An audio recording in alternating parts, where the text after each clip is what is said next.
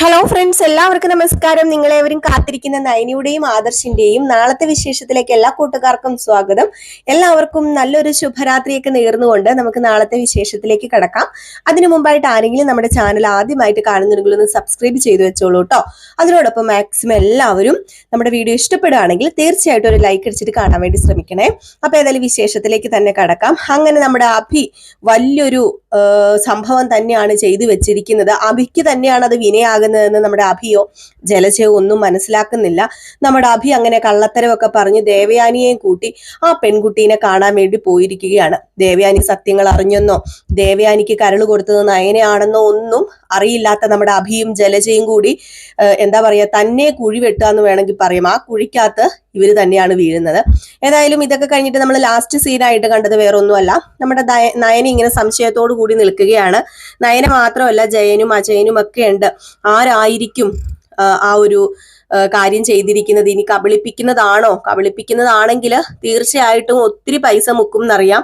നമ്മുടെ ദേവയാനിക്ക് കരള് കൊടുത്ത ആരാണോ ആ പെൺകുട്ടി ആരാണെന്ന് ഇങ്ങനെ കബളിപ്പിച്ചിട്ട് പറയുകയാണെങ്കിൽ കുറെ പൈസ അവർക്ക് കൊടുക്കുമെന്നൊക്കെ നയനയ്ക്കും അറിയാം, ജയനും അജയനും ഒക്കെ അറിയാം. അങ്ങനെ നയന പറയാണ്, എന്റെ അമ്മേനെ പറ്റിക്കാൻ ഞാൻ ഒരിക്കലും സമ്മതിക്കില്ല.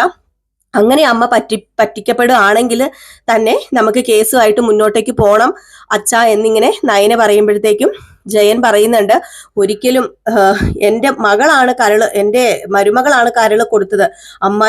അമ്മായിയമ്മയ്ക്ക് വേണ്ടി ത്യാഗം ചെയ്ത മരുമകളെ അറിയാതെ വേറെ വല്ലവരെയും ആണ് ദേവയാനി തേടി പോകുന്നത് എങ്കിൽ, വേറെ ആരെങ്കിലും കബളിപ്പിക്കുന്നുണ്ട് എങ്കിൽ അതിന്റെ പിന്നിൽ ആരാണെങ്കിലും അവരെ വെളിച്ചത്ത് കൊണ്ടുവരണം. അത് ഇനിയിപ്പൊ പോലീസിനെ പറ്റത്തുള്ളെങ്കിൽ പോലീസ് വഴി തന്നെയെങ്കിലും അന്വേഷിപ്പിച്ച് വെളിച്ചത്ത് കൊണ്ടുവന്നിരിക്കണം. ആരാണ് ഇതിന് പിന്നിലെന്ന് നമുക്ക് അറിഞ്ഞിരിക്കണം എന്നൊക്കെ ഇങ്ങനെ പറയാണ്. അപ്പോഴേക്കും അജയനും പറയുന്നുണ്ട്, അല്ലെങ്കിലും നേരായ മാർഗത്തിലൂടെ അല്ലല്ലോ ഇപ്പം ദേവയാനി നല്ല ഏടത്തി പൊക്കോണ്ടിരിക്കുന്നത്. ഏടത്തിക്കിപ്പം ഒരേ ഒരു ചിന്ത മാത്രമേ ഉള്ളൂ, കരള് തന്ന പെൺകുട്ടി അതാരാണെന്ന് കണ്ടുപിടിക്കണമെന്ന ആ ഒരു ചിന്ത. അതിപ്പോ നമ്മൾ വിചാരിച്ചാൽ സാധിക്കില്ലേ? ഏടത്തി ഈ ഏടാകുടത്തിലൊന്നും പോയി ചാടില്ലായിരുന്നു നമ്മൾ വിചാരിച്ചു കഴിഞ്ഞിട്ടുണ്ടെങ്കിൽ പിന്നെ എന്താണ് പ്രശ്നം ഇരിക്കുന്നത് എന്നൊക്കെ ചോദിച്ചു കഴിയുമ്പോഴത്തേക്കും അതിന്റെ കാര്യമൊന്നുമില്ല എന്നൊക്കെ ഇങ്ങനെ പറയാണ് കേട്ടോ. സോറി, നമ്മുടെ അജയൻ അല്ല കേട്ടോ പറയുന്നത്, നമ്മുടെ ജയനാണ് പറയുന്നത്. അജയന് ഇതിനെക്കുറിച്ച് വലിയ ഒരിതൊന്നും ഇല്ല. അപ്പം ജയനാണ് പറയുന്നത്. അപ്പം ജയൻ ഇത് പറഞ്ഞു കേൾക്കുമ്പോഴത്തേക്കും വീണ്ടും വീണ്ടും നമ്മുടെ നയനി ഇങ്ങനെ മനസ്സിൽ ചിന്തിക്കുകയാണ്, എൻ്റെ ഈശ്വര, ഞാൻ കാരണം എൻ്റെ അമ്മ ഇപ്പം കബളിപ്പിക്കപ്പെട്ടുകൊണ്ടിരിക്കുകയാണല്ലോ, അത് ഞാൻ കാരണമാണല്ലോ.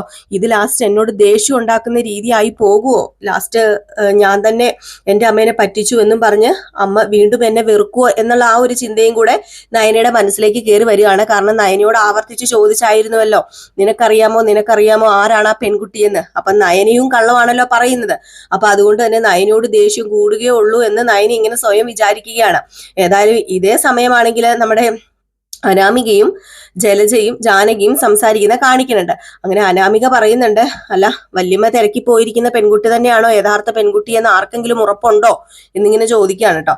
അപ്പോഴത്തേക്കും ജാനകി പറയുന്നുണ്ട്, മോളെ അതായിരിക്കാം, അല്ലാതെ വെറുതെ ഏടത്തി ഇങ്ങനെ കണ്ടുപിടിക്കത്തൊന്നുമില്ലല്ലോ, വെറുതെ ഒരു പെൺകുട്ടി വന്ന് നിന്ന് ഇങ്ങനെ പറയേണ്ട കാര്യമില്ലല്ലോ എന്നിങ്ങനെ പറയുമ്പോഴേക്കും അനാമിക പറയുന്നു, അല്ല വെറുതെ ഒരു പെൺകുട്ടീനെ ആർക്കെങ്കിലും കൊണ്ടുവന്ന് ഇങ്ങനെ പറയുകയാണെങ്കിൽ കാശ് ഒരുപാട് തട്ടിയെടുക്കാമല്ലോ, അങ്ങനെയും ഒരു ഉദ്ദേശം ആർക്കെങ്കിലും ഉണ്ടായിക്കൂടെ എന്നിങ്ങനെ ചോദിക്കാണ് കേട്ടോ.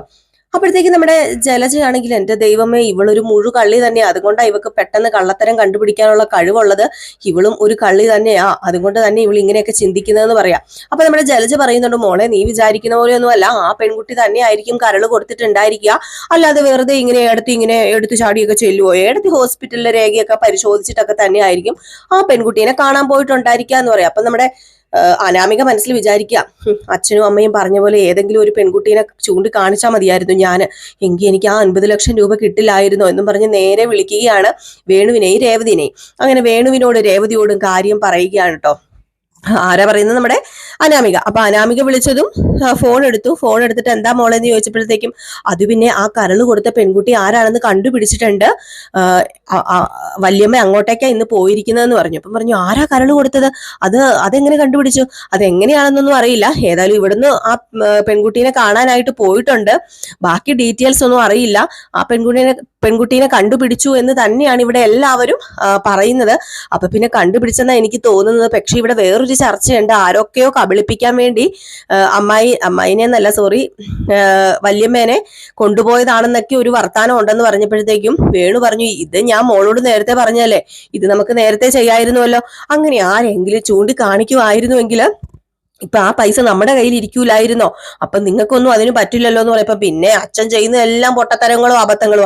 ഇനിയിപ്പൊ അങ്ങനെ ഒരു പെൺകുട്ടീനെ കാണിച്ചു കൊടുത്തിട്ട് ലാസ്റ്റ് ആ പെൺകുട്ടി അല്ല എന്ന് തിരിച്ചറിഞ്ഞു കഴിഞ്ഞിട്ട് പിന്നെ ഞാൻ ഈ വീട്ടിന്റെ പടി ഇറങ്ങി അവിടെ വന്ന് നിൽക്കേണ്ടി വരും. അച്ഛൻ അതിന് തയ്യാറാണോ? അച്ഛന് പ്രശ്നമില്ലെങ്കിൽ ഓക്കെ എന്ന് പറഞ്ഞപ്പം അയ്യോ മോളെ വേണ്ട, എങ്കിലും നമുക്കൊരു കൈ നോക്കായിരുന്നു. 50 ലക്ഷം രൂപ എന്ന് കേൾക്കുമ്പോഴത്തേക്കും ചങ്കിനകത്തെ എന്തോ ഒരു വേദന.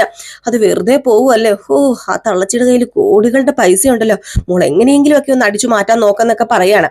എന്തായാലും ഇതൊക്കെ കഴിഞ്ഞ് ഫോൺ വെക്കുന്നു. ഇതൊക്കെ കഴിഞ്ഞ് ഫോൺ വെച്ചിട്ട് പിന്നെ കാണിക്കുന്ന സീൻ എന്ന് പറഞ്ഞാല് നമ്മുടെ ദേവയാനി അഭിയും കൂടി നേരെ ആ പെൺകുട്ടിയുടെ വീട്ടിലേക്ക് കടന്നു ചെല്ലുകയാണ്. അങ്ങനെ ആ ഒരു പാവപ്പെട്ട സ്ത്രീ തന്നെയാണ് കേട്ടോ. അപ്പം അത്യാവശ്യം സൗകര്യമൊക്കെ ഉള്ളൊരു ചെറിയ വീടാണ്. അപ്പൊ ആ വീട് കണ്ടതേ തന്നെ നമ്മുടെ ദേവയാനി ഓഹോ, അപ്പൊ ഇവന് ഈ വീട്ടിലേക്കല്ലേ നോണ പറഞ്ഞ് പൈസ മേടിക്കാൻ വേണ്ടി എന്നെ കൊണ്ടുവന്നിരിക്കുന്നത്, എല്ലാത്തിനിട്ടും ഞാൻ മുട്ടം പണി കൊടുക്കുന്നുണ്ടെന്നും പറഞ്ഞ് ദേവയാനി അകത്ത് കയറി ചെല്ലുന്നു. അപ്പോഴത്തേക്കും ആ പെൺകുട്ടീനെ കാണുമ്പോൾ തന്നെ അറിയാം കുറച്ച് അഹങ്കാരിയാന്ന്. അഹങ്കാരം പിടിച്ച വർത്താനവും അഭിനയവും ഒന്നും അത്രയ്ക്ക് കറക്റ്റ് ആയിട്ടുള്ള രീതിയിലൊന്നും അല്ല താനും. അകത്തേക്ക് കയറി ചെല്ലുമ്പോ കയറി വന്ന് ഇരിക്കുക എന്നൊക്കെ പറയാണ്. അപ്പൊ ദേവയാനി കയറി വന്നിരിക്കുന്നു. അപ്പോഴത്തേക്കും അമ്മ മോളെ വിളിക്കുന്നു, മോളെ ഇറങ്ങി വാന്ന് പറയുന്നു. അപ്പം മോള് വരുന്നു. മോള് വരുമ്പോ ക്ഷീണവും കാര്യങ്ങളൊന്നും ഇല്ല. അപ്പൊ ദേവയാനി ചോദിക്കുന്നുണ്ട്, അല്ല മോളെ, മോൾക്ക് ക്ഷീണവും കാര്യങ്ങളൊന്നും ഇല്ലേ? കരള് കൊടുത്തതല്ലേ മോള്? അപ്പൊ മോൾക്ക് ആ ഒരു രീതിയിൽ പ്രശ്നങ്ങളൊന്നും ഇല്ലേ? ശാരീരികമായിട്ടും ഒക്കെ മാനസികമായിട്ടൊക്കെ ബുദ്ധിമുട്ടില്ലേന്ന് ചോദിക്കുമ്പം അത് പിന്നെ ഉണ്ട്, പക്ഷെ ഞാനത് പുറത്ത് കാണിക്കാതെ നടക്കുന്നതാ മേഡം. പിന്നെ എനിക്ക് ഇതിനോടൊന്നും വലിയ താല്പര്യമില്ല. ഞാൻ ഇതുപോലെ ഒത്തിരി പേർക്ക് സഹായങ്ങൾ ചെയ്തിട്ടുണ്ട്. ഞാനൊരു സന്നദ്ധ സംഘടനയിലുള്ളതൊക്കെയാണ്. അത് അഭി പറഞ്ഞു കാണുമല്ലോ എന്നിങ്ങനെ ചോദിക്കുമ്പോഴത്തേക്കും, അല്ല അഭിയെ നേരത്തെ മോൾക്ക് പരിചയമുണ്ടോ? ഏയ്, എനിക്ക് അഭിയെ നേരത്തെ പരിചയമൊന്നുമില്ല, പക്ഷേ അവൻ എന്നെ അന്വേഷിച്ചു വന്നല്ലോ, അപ്പം ഞാൻ അവനെ കണ്ട് ഞങ്ങൾ അങ്ങനെ പരിചയപ്പെട്ടതാണ്. അല്ലാതെ ഞങ്ങൾക്ക് തമ്മിൽ നേരത്തെ പരിചയമൊന്നും ഇല്ലായിരുന്നു. പിന്നെ ഹോസ്പിറ്റലിൽ നിന്നൊരു കോള് വന്നു. അപ്പം ആർക്കാണ് കരള് കൊടുക്കേണ്ടതെന്നൊന്നും എനിക്ക് അറിയില്ലായിരുന്നു. പെട്ടെന്ന് തന്നെ ഞാൻ അങ്ങോട്ടേക്ക് ഹോസ്പിറ്റലിൽ വന്ന് അതിന് തയ്യാറാവുകയാ ചെയ്തത്. അതിന് ഞാൻ പ്രതിഫലം ഒന്നും ആഗ്രഹിച്ചിട്ടല്ല മേഡം, എനിക്ക് കരള് തരുന്നതിന് പ്രതിഫലം ഒന്നും വേണ്ട എന്നൊക്കെ ഇങ്ങനെ വീണ്ടും പറയാണ്. അപ്പോഴേക്കും നമ്മുടെ ദേവയാനി പറയുന്നുണ്ടല്ല, ഞാന് ഒരു 50 ലക്ഷം രൂപ എന്റെ മകന്റെ കയ്യിൽ കൊടുത്തു വിട്ടത് അത് ഇങ്ങോട്ട് കിട്ടിയില്ലേ? ആ, അത് കിട്ടി. അതെന്റെ ഹസ്ബൻഡിന്റെ കയ്യിലല്ലായിരുന്നോ കൊടുത്തത്? അപ്പൊ ഞാൻ പിന്നെ വേണ്ടാന്ന് പറഞ്ഞായിരുന്നു. എനിക്ക് ഞാൻ പറഞ്ഞല്ലോ ഈ പൈസയോടൊന്നും താല്പര്യം ഇല്ലെന്ന്. അപ്പൊ ആ തള്ളയും പറയാണ്, ആ അമ്മയും പറയാണ്, അല്ലെങ്കിലും എന്റെ മോൾക്ക് ഈ പൈസയോടൊന്നും വലിയ താല്പര്യമില്ല. അവൾക്ക് ഇങ്ങനെ സഹായങ്ങൾ ചെയ്യാനാണ് ഇഷ്ടം. പ്രതിഫലം പ്രതീക്ഷിച്ചിട്ടുള്ള സഹായം അവൾ ചെയ്യാറുമില്ല എന്നൊക്കെ പറഞ്ഞു. അപ്പോഴത്തേക്കും അഭി പറഞ്ഞു, അല്ല നിങ്ങൾ പ്രതിഫലം പ്രതീക്ഷിച്ചിട്ടല്ല ചെയ്യുന്നതെങ്കിലും എന്റെ അമ്മായി അങ്ങനെയല്ല. എന്റെ അമ്മായിക്ക് നല്ലൊരു മനസ്സുണ്ട്. നിങ്ങളുടെ ഈ സാഹചര്യം ഒക്കെ കണ്ടിട്ടും, അതുമല്ല ഇവളുടെ കല്യാണപ്രായമൊക്കെ ആകാറായതല്ലേ എന്നിങ്ങനെ പറഞ്ഞപ്പോഴത്തേക്കും പെട്ടെന്ന് നമ്മുടെ ദേവേനി കല്യാണപ്രായമോ? എന്ത്? അല്ല, കല്യാണപ്രായമല്ല, കല്യാണം കഴിഞ്ഞതല്ലേ എന്നാ ഞാൻ ഉദ്ദേശിച്ചത്. ഈ പെൺകുട്ടീനെ കണ്ടാൽ കല്യാണം കഴിഞ്ഞായിട്ടൊന്നും തോന്നൂല്ലോ, ഒരു ചെറുപ്പമല്ലേ, അതും കൊണ്ട് അമ്മായി എന്നിങ്ങനെ പെട്ടെന്ന് പറയാണ് കേട്ടോ. അറിയാതെ ഈ സത്യങ്ങൾ വെളിയിൽ വരുമല്ലോ, ഇങ്ങനെ കള്ളത്തരം പറയുമ്പോൾ എന്തോരം മറച്ചു വെച്ചാലും സത്യങ്ങൾ വെളിയിൽ വരുമല്ലോ. അങ്ങനെ നമ്മുടെ ദേവയാനി പറഞ്ഞു, ഏതായാലും ഞാൻ കൊടുത്തുവിട്ട ആ ഒരു ചെക്ക് നിങ്ങളുടെ കയ്യിൽ ഇപ്പൊ ഉണ്ടോ? എങ്കിലത് ബാങ്കിൽ പ്രസന്റ് ചെയ്യാന്ന് പറയുമ്പം അത് പിന്നെ ആ ചെക്ക് ഇപ്പം ഇല്ല, എന്റെ മരുമകന്റെ കയ്യിലാണ് ആ ചെക്ക് കൊടുത്തത്. പക്ഷെ ആ ചെക്ക് മോള് ദേഷ്യം വന്നിട്ട് കീറിക്കളഞ്ഞു. അന്ന് മേഡം ആ ചെക്ക് കൊടുത്തു വിട്ടത് എന്റെ മോൾക്ക് തീരെ ഇഷ്ടപ്പെട്ടില്ല എന്ന് പറഞ്ഞപ്പം, എങ്കിൽ പിന്നെ ഞാൻ ഇന്നൊരു ചെക്ക് കൊണ്ടുവന്നിട്ടുണ്ട്, ഈ ചെക്ക് സ്വീകരിക്കണം, ഈ ചെക്ക് സ്വീകരിക്കാതെ ഇരിക്കരുത്, ഇല്ലെങ്കിൽ എനിക്ക് മനസ്സമാധാനം കിട്ടില്ല. ഞാൻ ഇന്നേക്ക് വരെ മനസ്സമാധാനമായിട്ട് ഒരുപോലെ കണ്ണടച്ചിട്ടില്ല. എനിക്ക് കരള് തന്ന, എനിക്ക് ജീവൻ പകുത്തു തന്ന ഈ പെൺകുട്ടിക്ക് ഞാൻ 50 ലക്ഷം രൂപ ചെക്ക് കൊടുക്കും എന്നും പറഞ്ഞ് ആ ചെക്ക് ബാങ്കിൽ നിന്ന് എടുക്കാണ് കേട്ടോ. ഹാബിയാണെങ്കിൽ എന്റെ ഈശ്വര, 50 ലക്ഷം രൂപ, 10 ലക്ഷം രൂപ ഇവക്ക് കൊടുത്തിട്ട് എത്രയും പെട്ടെന്ന് ആ ചെക്ക് മേടിക്കണം. ആ ചെക്ക് മേടിച്ചില്ലെങ്കിൽ ഇവള് വല്ല തട്ടിപ്പും നടത്തി ആ ചെക്കും കൊണ്ട് പോയാൽ ശരിയാവില്ലല്ലോ എന്നൊക്കെ പറഞ്ഞുകൊണ്ട് വേർത്ത് പരവേശനായിട്ടാട്ടോ ഇരിക്കുന്നത് അഭിയ. അപ്പോഴേക്കും ആ സ്ത്രീ, അതായത് നയന എന്ന് പറയുന്ന ആ പെൺകുട്ടി, നയന എന്നല്ല ശരണ്യ എന്നാണ് പേര്, ആ പെൺകുട്ടി പറയുന്നുണ്ട്, അയ്യോ മേഡം എനിക്ക് ചെക്ക് വേണ്ട, ഇതിന്റെ ആവശ്യമില്ല മേഡം, പ്ലീസ് എനിക്ക് വേണ്ട എന്നൊക്കെ പറയുന്നുണ്ടെങ്കിലും ഇടയ്ക്ക് അഭി ഇങ്ങനെ കണ്ണ് കാണിക്കുക, മേടിക്ക് ഇനി വേണമെന്ന് പറഞ്ഞോ, മിണ്ടണ്ട എന്നുള്ള രീതിയിൽ ഇങ്ങനെ കണ്ണ് കാണിക്കുകയാണ് കേട്ടോ. അപ്പോഴത്തേക്കും ആ കുട്ടി ഒന്നും മിണ്ടിയില്ല. അപ്പം അവിടെ നിന്ന് അമ്മ പറഞ്ഞു, അല്ല മോളെ, ഇത്ര നിർബന്ധിച്ച് തരുമ്പം ആ മേഡം രാത്രി ഒരുപോലെ കണ്ണടച്ചിട്ടില്ലെന്നല്ലേ പറഞ്ഞിരിക്കുന്നത്. അപ്പൊ പിന്നെ മോളൊരു കാര്യം ചെയ്യ്, ആ മേഡത്തിന്റെ ആ ഒരു സമാധാനത്തിന് വേണ്ടിയെങ്കിലും മോൾ ആ ചെക്ക് മേടിക്കാൻ പറഞ്ഞിട്ട് ആ ചെക്ക് മേടിക്കുകയാണ് കേട്ടോ. ഏതായാലും ആ ചെക്കിന്റെ പിന്നിൽ വലിയ വലിയ കഥകളുണ്ട്. ഈ ചെക്ക് മാറാനൊന്നും പറ്റത്തില്ല കേട്ടോ. ഈ ചെക്കിന്റെ എന്തോ കാലാവധി കഴിഞ്ഞു പോയ ചെക്കോ അങ്ങോട്ടൊക്കെയാണ് നമ്മുടെ ദേവയാനിയുടെ കയ്യിലിരിക്കുന്നത്. അപ്പൊ അതുകൊണ്ട് മാറാനോ ഒന്നും പറ്റത്തില്ലാത്തൊരു ചെക്കാണ്. ഏതായാലും ഈ ചെക്ക് കിട്ടി കഴിയുമ്പോഴത്തേക്കും സന്തോഷത്തിൽ ജലജയൊക്കെ വിളിക്കുകയാണ്. 10 ലക്ഷം രൂപ നമ്മുടെ അഭിയുടെ കയ്യിൽ നിന്ന് പോകും.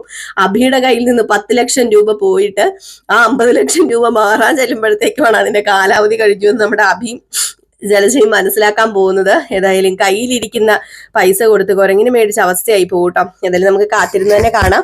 അപ്പൊ ഇവയൊക്കെ കോർത്തിണക്കിക്കൊണ്ട് ഒരു വിശേഷമാണ് കേട്ടോ നാളെ നമ്മൾ കാണാൻ പോകുന്നത്. അപ്പൊ നമ്മൾ ഇന്നലെ വിശേഷം ഇട്ടിട്ടില്ലായിരുന്നു. ഇന്നലെ എന്ന് പറഞ്ഞാൽ ഇന്നലെ പ്രമോ വിശേഷം ഇട്ടിട്ടില്ലായിരുന്നു. രാത്രി ഞങ്ങൾ ഇന്നലെ ഒരു യാത്രയിലൊക്കെ ആയിരുന്നു. അപ്പൊ അതുകൊണ്ടായിരുന്നു വിശേഷം ഇടാതിരുന്നത്. അപ്പൊ യാത്രയൊക്കെ കഴിഞ്ഞ് നമ്മൾ ഇന്ന് വൈകിട്ട് എത്തിയതേ ഉള്ളൂ. ഇനി നാളെ മുതൽ അങ്ങോട്ട് നമ്മൾ മുടങ്ങാതെ പ്രമോ വിശേഷം ഇടുന്നതാണ്. പിന്നെ ഫുൾ വിശേഷം നമ്മൾ എന്നും മുടങ്ങാതെ ഇടുന്നുണ്ട്.